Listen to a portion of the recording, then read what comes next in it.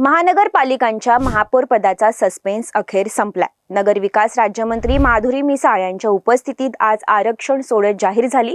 15 जानेवारीला मतदानाने 16ला निकाल लागल्यानंतर आता या आरक्षणाने सत्तेची गणितं पूर्णपणे बदलली आहेत। कुठे महिला राज येणार तर कुठे प्रवर्गाच्या गणिताने दिग्गजांची स्वप्न धुळीस मिळवतील। नक्की काय आहे हे आरक्षणाचं A to Z गणित पहा या रीलमध्ये। यावेळेस 50% महिला आरक्षणाच्या नियमामुळे 29 पैकी 15 महापालिकांवर महिला राज असणार आहे। यामध्ये 9 जागा खुल्या प्रवर्गातील महिलांसाठी तर 4 जागा ओबीसी महिलांसाठी राखीव आहेत। एकूण 29 महापौर पदांपैकी अनुसूचित जमातीसाठी 1, अनुसूचित जातीसाठी 3, ओबीसी प्रवर्गासाठी 8 आणि सर्वसाधारण प्रवर्गासाठी 17 जागा निश्चित करण्यात आल्या आहेत।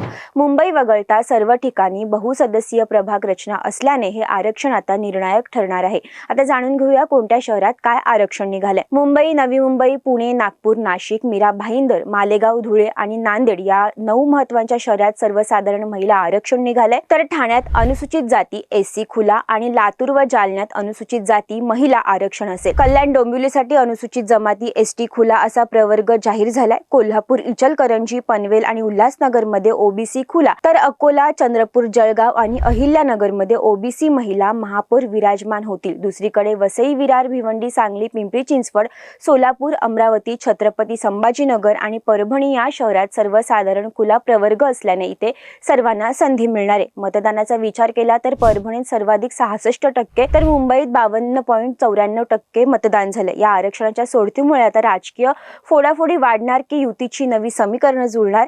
तुमच्या शहरात कोणाचं आरक्षण निघाले आणि तुम्हाला कोण महापौर म्हणून पाहायला आवडेल? कमेंटमध्ये नक्की सांगा आणि अशाच सुपरफास्ट अपडेट्ससाठी TOD मराठीला फॉलो करा।